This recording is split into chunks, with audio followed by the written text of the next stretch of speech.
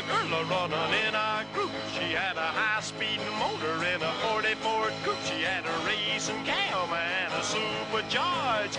Look at Buddy, hot rod at large. She's a hot rod. She's a hot rod.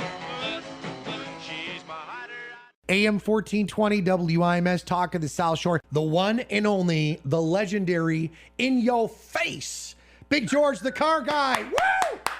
Ricky and Nicky, what's going on? Rick, you already got more miles on your car than I'll put on this week.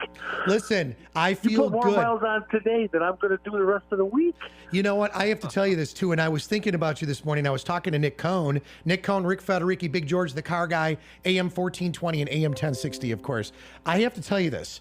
My muffler, I just had them replace the whole Cadillac converter, that whole thing. That was like a $1,900 job, right? And so new muffler, new stuff put in. But what they did is, and I made this comment, obviously I'm bringing it back, and they're gonna doctor it up. Once you hit 60, 65, 70, especially up along 94, 80, 94, it is like so freaking loud in my car because it's all new under there, and I was actually underneath it. It was like, and so I don't know what they did to it, but they must have played with it or jogged it over to the left or to the right so it vibrates the faster I go. We call that exhaust drone, and what they got is they got a pipe that's too close to the frame. Yes, you're right. And at a certain speed, it just barely touches, and oh my God, it'll sound like you got a choir going off in the back. Let me tell you, and it is. And Nick, can you sing for us this morning? Could you give us a singing, like something? I bet you the muffler sounds better than that. Okay, so by the way, Nick, thank you for doing that on cue, Johnny on the spot. And George, I'll tell you, George, I was doing my rosary, and I actually did a couple for our WIMS WHFB extra folks. It's Friday and Len, no meat people if you're practicing. And I have to tell you, it was driving me nuts because I could concentrate on the Big G all the time and a prayer and all that good stuff. Just everything's off, light crack in the window as the rain's coming down. But it was driving me nuts. It's like, Hail Mary, full of grace. It's like, shut up! That's all you need is a little more noise in your life. You create enough. Dude, ask Nick Cohn. He will tell you there is so much noise in my head normally. Right, Nick? You know how weird I am. Oh, yeah. You got all kinds of noises in your head that sometimes they pop out and, oh, yeah. Off More the noise side. than a Chevrolet Suburban, right? Yeah. Oh, God. Hey, speaking of which, how's that big truck of yours, Nick, running these days? It's holding up, no problems. I was lucky enough to dodge the Porter County emissions by getting up, moved here at the beginning of this year because my plates actually just last week I got them replaced.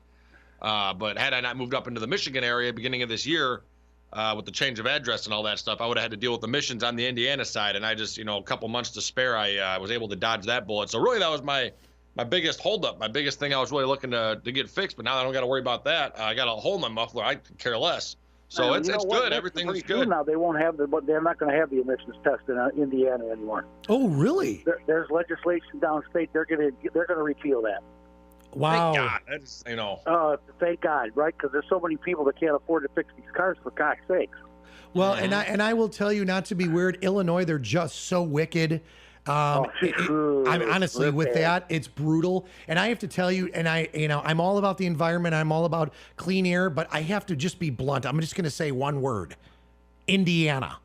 That's all I'm going to say. Yeah. I mean, you look around, and I'm not saying it to be rude or disrespectful, but I've been coming here all my life as a little boy, whether it was the dunes or family and friends, and the thick. They're cleaning it up a little bit, but really, are the cars really going to make that much of a difference? And you are hitting it dead on, George. You're in the thick of the fixing side of stuff. Oh, absolutely. People just can't do it. They don't need to do that. The cars that are polluting the air the worst are running so bad that people have to get them fixed. They can't drive them. Yeah. Or they're called this whole thing of a check engine light came on, and you have a little hose underneath the car, and it's going to cost you $300 to fix that little hose. That's crazy. That's insane. That's not fair. A couple years ago, I had an issue. It was an evac leak, and it was somewhere internally, a little hose somewhere. And the mechanic said, "Yeah, I can fix it for you, but I don't know where the leak's coming. We're gonna have to start digging and find it." And you're looking at a couple $100. And we have a new procedure. We literally blow smoke up your tailpipe. Whoa, George. We do. It's called a smoke test. Yeah, I'm sure it is, stud. I'm sure it is. You know, Rick, you got the only Jeep when it finally goes to that big radio station parking lot in the sky, and you close that door for the last time, you're going to hear the Jeep say, "Thank you." No, you know what? I'm going to be really honest with you. I'm going to cry because I love my Jeep, my 2008 with 425,000 miles on it. And I am very proud of the way that I've not only kept it. The only thing I'm really bummed about, George and Nick, is that I am looking for, obviously, Jeeps are known and some of the cars are known to start rusting. So now I'm a solid 8, basically 9 years into this Jeep. And I'm starting to see rust spots, and I'm really bummed out. I'm looking for someone, just someone that could give me a good price. You know, all the chips in the front from all the big giant stones that hit it. I want to just spray the front by the hood and the bumper. But then I also want to take care of like where the tailgate is. I've noticed that, George and Nick, and then also on my driver's door on the bottom. On the inside, you can't see it on the outside, but little surface rust is starting to pop. What can I do, George? You got to remember, 8 or 9 years old in car years is like 65 in human years. Really? I know all about that rust stuff. I got it everywhere. I'm rusted all over the place. My armpits are rusty. Whoa! Well, you can fix it. It can be done. Yeah. They got special stuff that they got. You got to know somebody that knows what they're doing, though. Okay. That body shop work is really high tech now. Okay. Well, I'm going to turn to you, Big George. We'll talk offline about that. All I want to do is keep it nice. You know what I'm saying? I'll put it out there. I'll tell you what. I'll put it out there tomorrow. We'll find you a guy. Okay. They'll call in and say, "Hey, I can fix Rick's rust." Listen, and if anybody could fix Rick's rust, I said that very slow. You notice how I said that. Fix Rick's rust. Hello, Say God bless slow. you. I will take care of them. We'll come up with something creative, whether it's on the WHFB AM 1060 side or WIMS AM 1420. I'm not kidding you. And you got Big George the Carguy, who simulcasts on Saturdays. Nick, by the way, what time's it on WIMS, Nick Cohn? It'll be 11 a.m. each Saturday. On WHFB 11, 10 a.m. on WIMS. All right, let's fly over to Big George the Carguy with Rick and Nick. What's going up on the show tomorrow, buddy? Oh, it's all kinds of good stuff. I have a guest. I have the guy that he painted the T-Rex and Big George logo with the boat and the skier, and the guy that drew all that. He drew my other logos. He's just outstanding. He's going to be on. He's going to bring in some of his newest stuff, and I'm going to con him out of some comic books for the kids. Yeah. He has comic books there. They're real popular even with the adults now. Wow. Hold on a second here. When I was a little boy, and I have a lot of friends that have actually kept their comic books. Now, I'm 50. Think about, I have friends that have had comic books, and as they were little, they were passed along to them. So they're easily, 40, 50 plus years old. Oh, yeah. Well, it's got to be worth some bucks now. Yep. I'm looking if they're in good shape, yeah. Nick and George, I am looking for the person out there that wants to buy. I have full suitcases full of not only Webkins dolls for my 2 daughters when they were little, but I got Beanie Babies that are in pristine mint condition, all the bears, everything. So if there's a lot of money in those little bears. I remember standing in line at Five Below Zero at Christmas to get Beanie Babies for my granddaughter. Yep, that was me. Nick, oh my God. Nick, what did you say? You think they're worth? I don't think they're worth any money. Some of those Beanie Babies, if they're in perfect shape, they're because one of my cousins still has all of hers from when she was. She was a little girl. She was like, I'm not opening these. These are going to be worth money in 30 years. I can't believe she stuck to that. But now here she is, all these years later, and these Beanie Babies are in like pristine condition in the box or however they came. I think some of those are worth some money. If you can find one in perfect condition, I'll look for the information and pass it your way. But some of those are, I think some of those could be worth some buku bucks. You can go on eBay too, Nick. It'll be there. They'll be there. How about if someone just takes it right off my lap, all of them? I'll give you the suitcases with them, all the suitcases.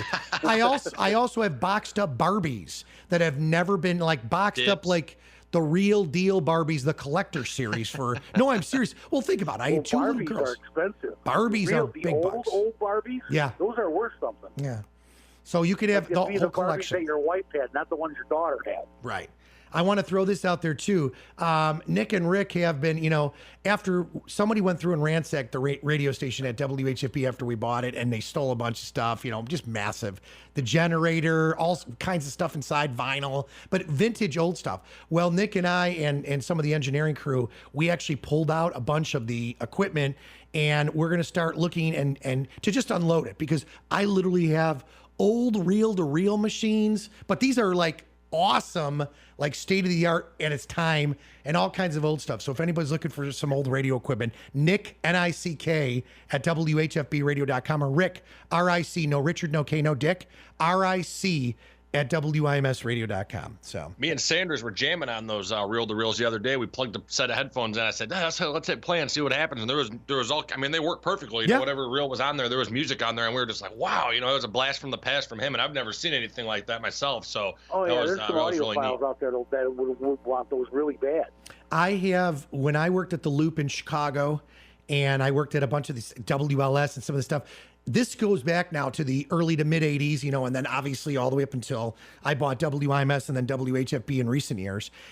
I actually have stuff from sessions that were from, you know, me interviewing Leonard Skinner, or me interviewing, you know, the Who's Who, and, you know, Bob Weir from the Grateful Dead, and, you know, cool people like that, where I have the actual original interviews on reel, because that's what we used to use. I was what they call in the business now, Nick, you might appreciate this, but I was the master blade boy. I could splice anything together and make it like on the fly. Shoo, shoo, shoo, shoo. And that's how we were taught, you know, the vinyl, the reel to reel, and then it started evolving, whether it was cassettes and carts, which looked like the old 8-tracks. And so anyways, really cool stuff. Yeah, we're actually going to keep some of those reel to reels, the ones that you guys were playing around on, in there. So when we do, like, you know, scout tours and fun stuff like that, I want kids to see what the old radio stations were like. We do that at WIMS as well, you know, so I think it's kind of cool. So if you want someone to give you a tour, Nick will be your tour guide. Nick at WHFBradio.com. Do you wear like the hat and stuff like that? I just was curious. Oh, I got a little uniform, a little hat, a little bell at the desk. People just ring it, and I'll fly around and give them a tour. Do you look like I want to come up and get a tour with Nick. I have so many one-liners there, Mr. Big George the Carguy, but I won't. Nick, where's the refrigerator? Nick? So where's the snacks and beer, Nick? Yeah. You know, don't worry, we got plenty. You know, I was up since about 1:20, 1:30 this morning, so I'm ready to roll. Well, in my world, you know, we're several hours into my day. You know, does this make me a lush or anything? But I was thinking on the way back, with all the stuff going on this weekend and craziness, supposed to be nice, going to get out there on the bike trails. But I was really thinking about chorizo on the grill, a little bit of bell peppers and stuff on the side with some squash and zucchini, and a big, big, tall, giant double shot Patron margarita. Yeah! I like the margaritas. I also like the sangria when I'm cooking on the grill.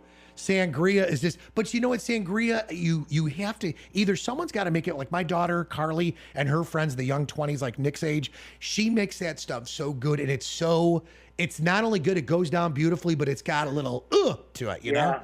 It's like, Mama! Behind you with a ball bat. Come on. It's funny because the young kids will say, Mr. Fed, come on, let's go play catch, you know, football or something. It's like, dudes, I suck at sports. They're like, that's why we want you to play. Keep drinking. You got to lay down your third base. You got to lay down. That's what I said to her. Oh, okay, stop it.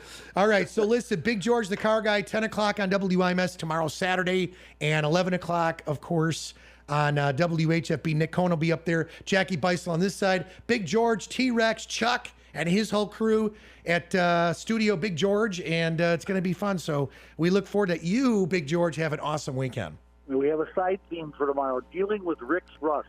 Thank you so much. And please, take care of that, Big George, all right? All right, buddy. All right. Take care, guys. Bye.